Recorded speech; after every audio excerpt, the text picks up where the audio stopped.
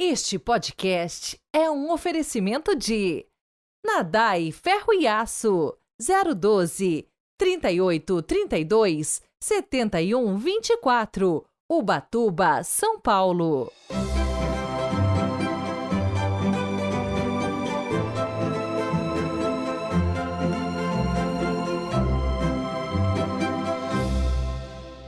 Sábado, 20 de janeiro de 2024.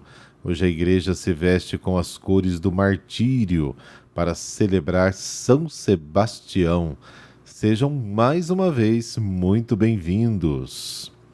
Hoje quero mandar um super abraço para os ouvintes, a Dulce Maria e o seu namorado Luan, da cidade de Caucaia, Ceará. E também para André Alves, que nos escuta todos os dias no carro, indo para o trabalho. Ele mora em Uberlândia, Minas Gerais. Obrigado por estar sempre conosco. No Evangelho de hoje, vemos que quanto mais Jesus tenta descer para servir, mais os discípulos querem subir para comandar e discutem entre si sobre quem é o maior.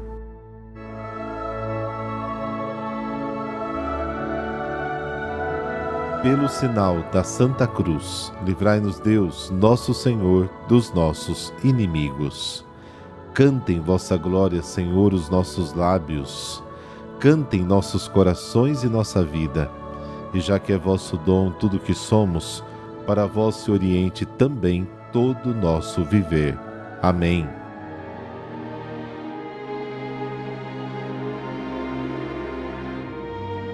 Marcos, capítulo 3, versículos de 20 a 21. O Senhor esteja convosco, Ele está no meio de nós. Proclamação do Evangelho de Jesus Cristo segundo Marcos. Glória a vós, Senhor. Naquele tempo, Jesus voltou para casa com os discípulos e de novo se reuniu tanta gente que eles nem sequer podiam comer. Quando souberam disso, os parentes de Jesus saíram para agarrá-lo, porque diziam que estava fora de si. Palavra da salvação. Glória a vós, Senhor.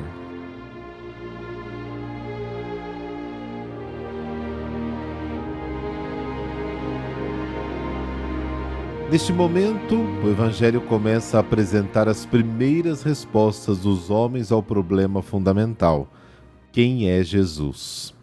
A primeira vem dos seus, ou seja, dos familiares de Jesus, que disseram: ele está fora de si. Versículo 21. O consideram, portanto, um louco, um imprudente, alguém que desacredita toda a família. O melhor é pegá-lo e trancá-lo.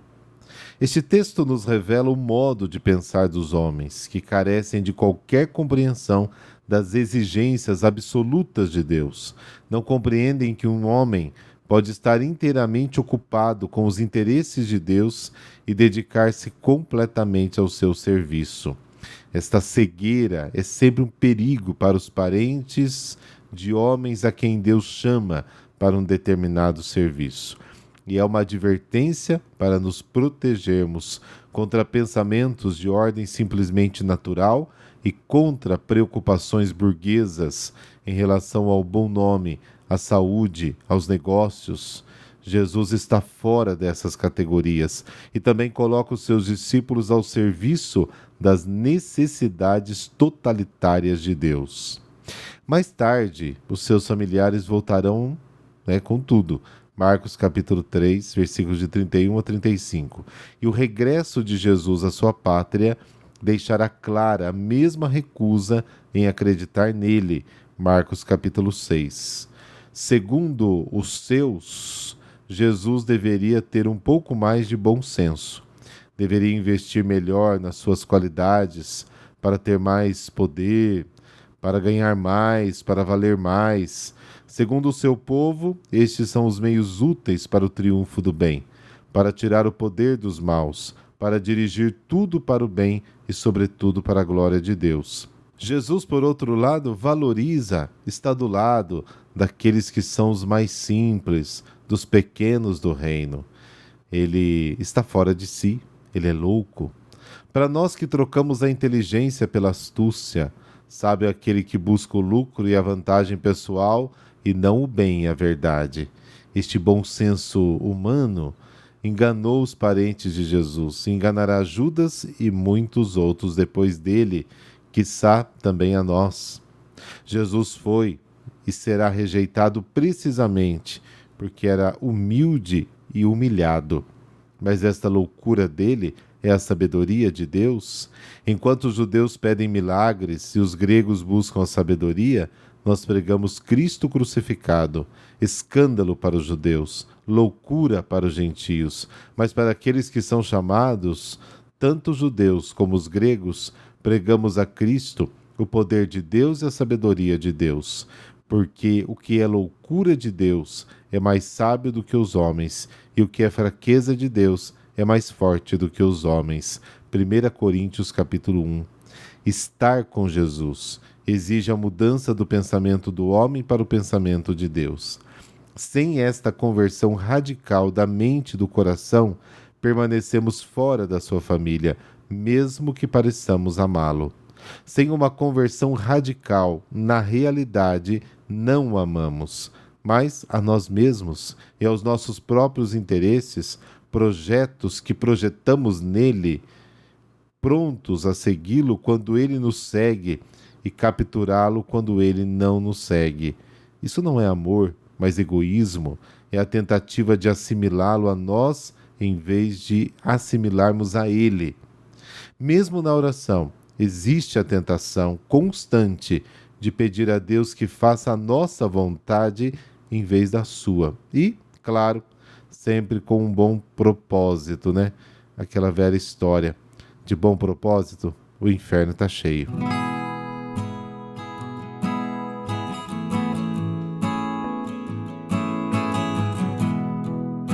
São Sebastião.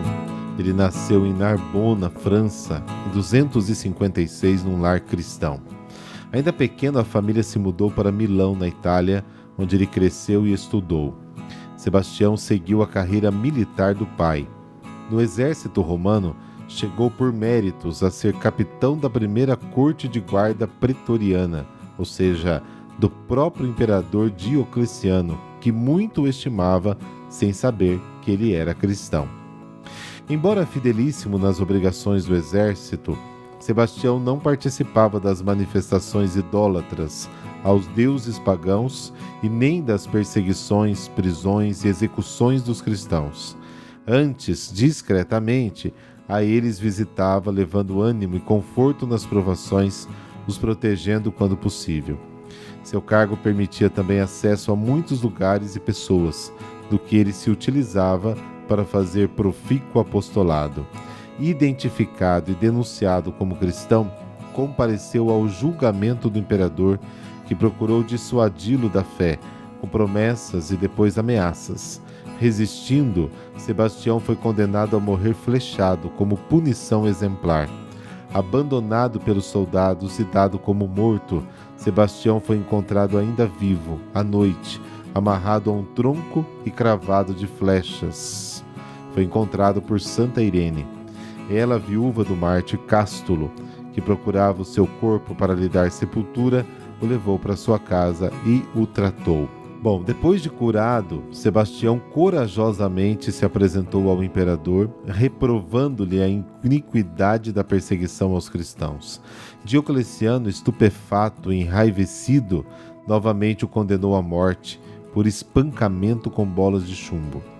O martírio aconteceu no dia 20 de janeiro de 288 e seu corpo foi jogado nas fossas do esgoto de Roma para não ser encontrado nunca mais. Porém, Santa Luciana conseguiu resgatá-lo e o sepultou nas catacumbas, e posteriormente o imperador Constantino mandou construir uma basílica em sua homenagem num local apropriado, junto à Via Ápia. Nessa época romana, foi assolada pela peste, que desapareceu quando do traslado das relíquias do mártir. Desde então, São Sebastião é venerado como protetor contra a peste, a fome, a guerra, sendo um dos santos mais conhecidos do Ocidente. Mas a sua memória também é cultuada na Igreja Ortodoxa. Sebastos, nome de origem grega, significa divino, venerável, o que é perfeitamente adequado à grandeza da vida e morte de São Sebastião.